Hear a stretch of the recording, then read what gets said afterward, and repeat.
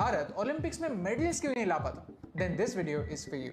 क्योंकि ये वीडियो हमारे सबसे पहले स्पोर्ट्स सुपरस्टार के बारे में। धोनी से पहले, सचिन से पहले, कपिल देव से भी पहले हमारा ध्यान मेजर ध्यानचंद पर था। आज भी जब मैं गॉड ऑफ हॉकी गूगल करता हूं तो उनका नाम आता है। And not just in India, कहते हैं वियना में भी मेजर ध्यानचंद का 4 हाथों के साथ 4 हॉकी स्टिक्स पकड़े हुए स्टैचू हुआ करता था, literally like a God. But why? उन्होंने ऐसा क्या किया कि सिर्फ इंडिया नहीं पूरी दुनिया उन्हें गॉड मानती है? Today in the next 3 minutes we want to tell you the story of his extraordinary success and his extraordinary failure. हम ऐसे ही हमारे फॉरगॉटन हीरोज की स्टोरी आज के लिए रेलेवेंट बनाना। ध्यानचंद एक्चुअली में ध्यान सिंह थे।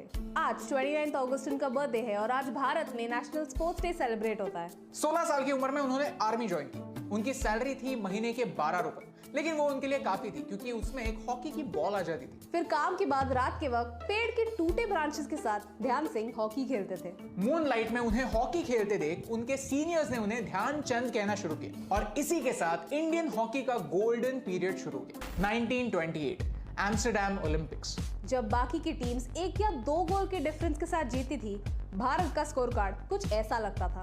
नेदरलैंड्स को उनके ही होम ग्राउंड पर हराकर ध्यानचंद और टीम ने भारत के लिए सबसे पहला ओलंपिक गोल्ड जीता। कहते हैं ऑफिशियल्स ने ध्यानचंद के हॉकी स्टिक में कहीं मैग्नेट तो नहीं, ये चेक करने के लिए एक्चुअली इन्वेस्टिगेशन किया था, क्योंकि एक बार जब उनके पास बॉल आती थी तो उनसे बॉल ले पाना इम्पॉसिबल था।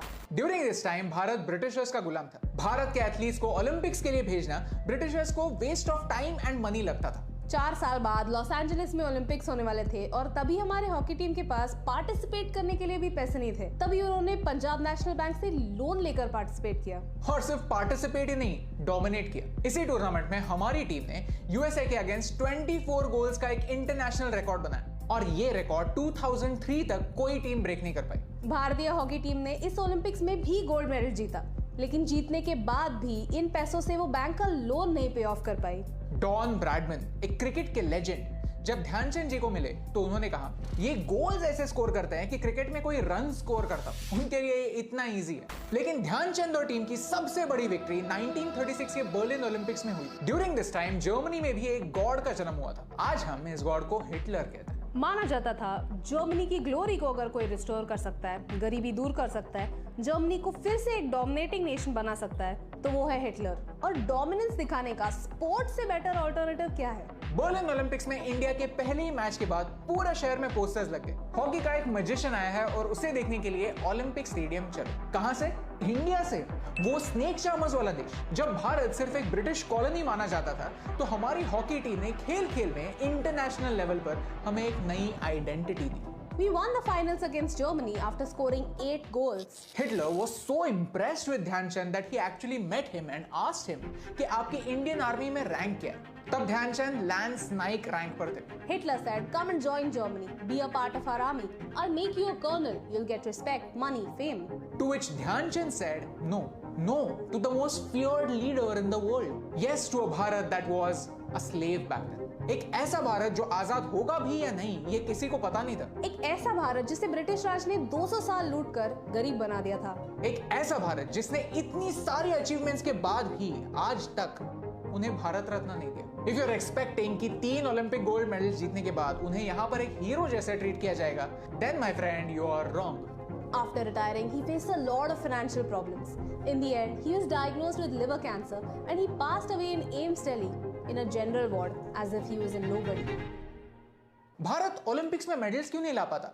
1920 से 2020 तक 100 साल में सिर्फ 28 मेडल्स क्यों? इस सवाल का जवाब मेरे पास नहीं है, लेकिन मेरे पास कुछ फैक्ट्स हैं। सीता साहू, एक स्पेशल ओलंपिक्स की गोल्ड मेडलिस्ट, आज गोलगप्पे बेचती है।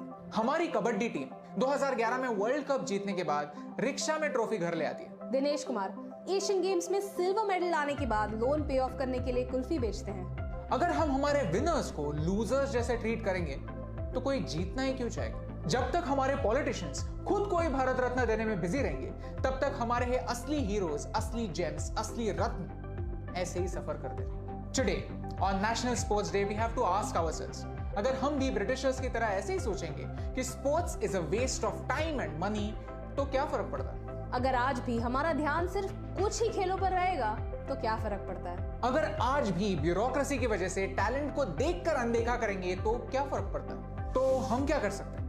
एटलीस्ट इन हीरोज के बारे में बात कर सकते हैं। उनकी स्टोरीज को शेयर कर सकते हैं। So if you like major Dhyanchand story then please share this video, क्योंकि आज ऐसे स्पोर्ट्स के सितारों की रोशनी को लोगों तक पहुंचाना जरूरी है। बच्चों को क्रिकेट छोड़कर बाकी खेल भी होते हैं, ये समझाना जरूरी है। आने वाले टाइम में मेडल्स तो आएंगे, लेकिन उससे पहले जीतने वालों को विनर्स बनाना जरूरी है।